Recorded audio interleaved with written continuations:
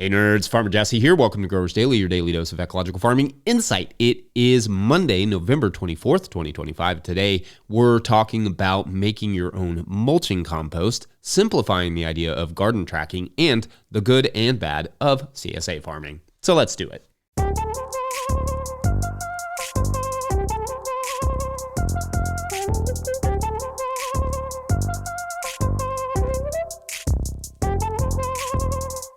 All right, happy Monday, my nerdy family. I hope you all are doing well and that your weekends were good. Our kids were in a play this week, and they had like 4 shows this weekend, so that was a big chunk of my weekend, but also a ton of fun. Being in a play is a different kind of challenge for my kids, and it's fun to see them acting and being up on stage in front of other people and the comfort they have with that. I didn't really do any children's theater when I was young, but watching all this, I can see how much value it has, and I'm glad we're able to make the time for it for them. I imagine there will be more of this theater thing in our future. So, add like theater nerd dad to my hats. Theater nerd dad hat. Anyway, some quick heads up for the week. I will be going live on Wednesday again for our Thanksgiving Eve celebration, or just really our monthly live, because that's how we roll. So make sure to join us at 9 a.m. Eastern Standard Time here on the old YouTube with all of your questions about farming and or soccer farming. That's the thing. Thursday, Mike and I are going to take off for our beloved Turkey Sandwich Eve, and then we will have an awesome treat for you all on Friday. After that, and this will blow your mind, we will be in December. Just boom, December. All right, so I wanted to squeeze at least one more week out of our Monday, Tuesday mulch series that we've been doing to round out this November. Honestly, I'll probably go well into December with it too, but I wanted to at least do one more in November. I realized when I was at the CFSA conference the other day that I have never really detailed how to make a simple sort of mulching compost, and with pretty minimal work. Really, time will do most of it for you. Now, to be sure, I have definitely touched on this and basically everything from time to time, but there are a few nuances I wanted to add to flesh it all out. So just to recap, a mulching compost is one that is made very specifically for mulching. These can be very nice compost, what I call nutritional compost, that are more akin to, say, like a raised bed mix, and contain a fully finished compost plus potentially some additional amendments. Or mulching compost can be, rough, hardly screened compost that serve as an okay growing medium, but as a solid mulch for, doing all the mulchy stuff, preserving moisture, keeping the soil in place, all that stuff. Now, I have made a few of this latter version rather passively over the years, and there is no shortage of ways to do it. For starters, though, you will need a carbon source of some form, like a lot of it. So far, I have used hay and wood chips mostly to make these sorts of composts, because that's what's most readily available to me, and not only readily available, but available in large quantities oftentimes. But the idea, and frankly the recipe, is pretty simple. Take one massive amount of carbon, some small amount of nitrogen, like blood meal, but could also be manure or fresh grass clippings or whatever, and then layer those things as it makes sense for the quantity that you have, like a sprinkling of blood meal or a thin layer of manure or whatever. And then add loads of water to each layer to make sure that all of that carbon is nice and moist. Then cover that with a tarp, let it heat up a bit, and then wait 6 months or a year for to use it, and then you can apply it. That's the more sort of intensive version, I guess, since you're layering. So alternatively, and much easierly, just take a giant pile of wood chips and add your kitchen scraps to it regularly, spreading them evenly throughout the pile and occasionally adding water. If the pile is moist enough, you can cover it with a tarp to trap in the heat and the moisture. They also make these like specialty composting tarps for this exact reason, just to kind of throw over compost, that allow for moisture to come in, but not as much goes out, though whatever you have will probably work fine. For hay, if it's green enough, I don't find you really need much in the additional nitrogen source front. And in fact, if you are willing to wait a full year, you probably don't need it for the wood chips either. It's just speeds things up a bit. The water is the key to all of it, though. Without the water, it really just stays a dry carbon source, depending on your climate. Microbes need a lot of moisture, especially when they are, heating things up and breaking down carbonaceous materials like wood chips, leaves, hay, etc. So it may be worth it adding a drip line to the top of the pile to occasionally just have that run and keep the pile well saturated. Moisture also helps prevent any risk of, like spontaneous combustion, which is not common, but not impossible. So keep the pile saturated. Anyway, the idea is not to make the greatest, richest compost in the world, the most complex or anything like that, but a very hands-off, or at least simple, mulching compost that you can use on top of your garden beds. Hay, straw, wood chips, leaves, All those things are fair game, but what I like most about using the tarp and the nitrogen is that, especially for those carbon sources that may contain weed seeds like hay and straw, the tarp will help trap heat and moisture and hopefully either kill or germinate those weed seeds. The last thing to consider is that if manure is your nitrogen source here, you will have to follow the NOP guidelines for manure and or the 91-20 day rule. I've talked about that here on the show already many times, so I will spare you the rerun for that for now, but link you to the to like a fact sheet in the show notes for help. Anyway, mulching compost can be pretty simple like that. Anyone do anything like a mulching compost, a simple mulching compost that takes little to no effort or cost? Let us know and what that looks like for you and your procedure. And otherwise, we're going to take a quick break. When we come back, tracking the garden. Where did it go? Be right back. Hi, Farmer Tracy. This is Andrew. We just finished cleaning up our yard. Still has a bunch of leaves, but each year I shred them up and throw them into the garden beds. So broccoli's a little ragged. They got hit by some aphids, but yeah. Otherwise, that's pretty much it. Today's episode is brought to you by Johnny's Selected Seeds. Johnny's Selected Seeds is a proud supporter of Growers Daily. At Johnny's, they do more than sell seeds. They grow them. They trial them to see how they perform on Johnny's research farm in Maine and across the U.S. and Canada.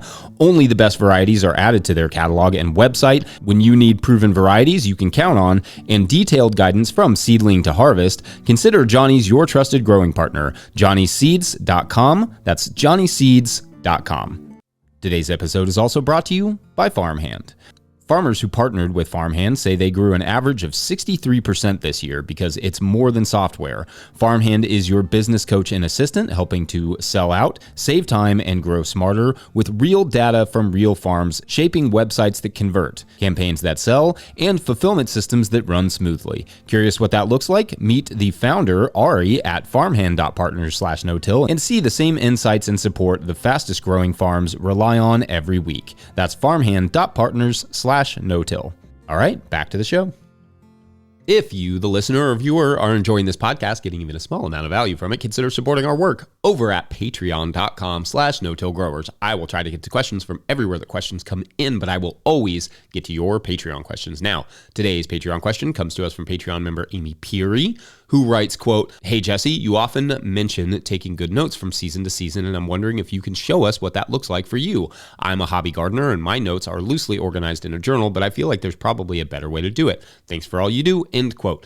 So this is a great question, and somewhat disappointingly, I don't have an easy way to show you our notes. Basically, up until 2024, we used a program called Cog Pro, which kept track not only of basic production stuff, but all of our organic certification requirements. If you're watching on YouTube, you can see a bit what this looks like, what the site looks like. Basically, it looks like a website out of the early aughts. So I wish I had a better, more shareable version of those notes. However, in a day-to-day practical sense, how we would do it is that I would text Hannah what I did for that day or what amendments I added, etc., and she would input that into the system.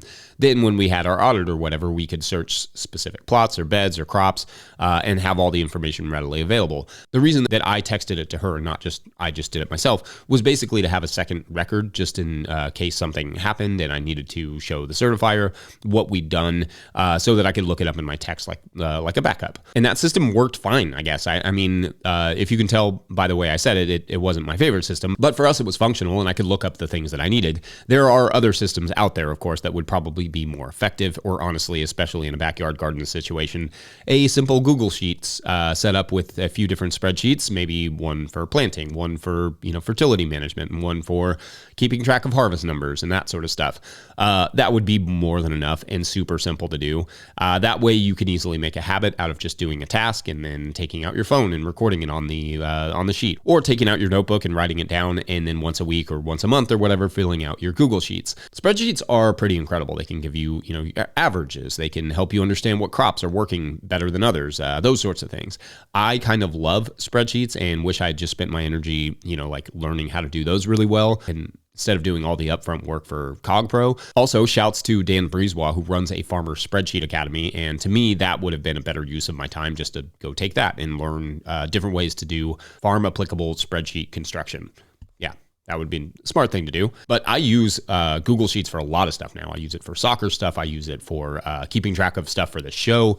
The kids and I even have a spreadsheet going that records what car we are in line at the school drop-off every morning, so we can make better guesses based on the time that we arrive as to where we will be in the car line that morning. I'm really raising some nerds here. So yeah, important things like that. But I also like Google Sheets because they are easily shared with other people, so they, employees, spouses, whoever, can also input tasks that they've completed and everybody can see it kind of all at the same time. Of course, a whiteboard in the shed can, with some basic notes, could also do the trick nicely. And like I said, same thing, you could sort of transfer those to a Google Sheet or Excel sheet later when you have the time. Again, professionals can and probably should, depending on your scale, use a professional program unless you are just an ace at Airtable and or spreadsheets or whatever. But for the average person, a simple spreadsheet will set you free. For sure. Big fan here. Slowly, that is what I'm moving towards, trying to get one of those together for our farm, moving away from CogPro and designing a spreadsheet that makes sense for us on our new scale. Anyway, I hope that was a little bit helpful, and others can feel free to let us know what your garden tracking systems look like. Otherwise, we're going to take a quick break. When we come back, the pros and cons of subscription-style farming. Be right back. Hey, Brian here at Snowflake Farm. If you find yourself with abundance of tomatoes at the end of the season, just cut the tops out of them and throw them in a freezer bag. When you're ready to use them, just let them thaw out for a little while and run them under warm water and the skin will come right off. Works great. Today's episode is brought to you by High Mowing Organic Seeds. High Mowing Organic Seeds is celebrating their 30th anniversary with 47 fabulous new varieties for 2026. Highlights include downy mildew-resistant cucumbers, a poppy that looks like cotton candy, and 12 new tomato varieties. High Mowing offers more than 750 varieties of certified organic, non-GMO vegetables, flowers, herbs, and cover crops, all trialed for optimal performance in organic growing systems. High Mowing has the professional quality seeds and supportive grower reps to get you from seed to harvest. Visit highmowingseeds.com to request a catalog and use code 26NOTILL, all one word, 26NOTILL, for 10% off your order of $100 or more. That's highmowingseeds.com. Today's episode is also brought to you by Marble Seed. The Marble Seed Organic Farming Conference attracts a wide range of regenerative and organic farmers for 3 days of skill development and community building. Farmer Drew Kramer said, "Going to Marble Seed was so invigorating at a time when I needed it most. I picked up tools I'm already using." The conference is the final week in February in La Crosse, Wisconsin. Early registration opens December 4th at conference.marbleseed.org. That's conference.marbleseed.org.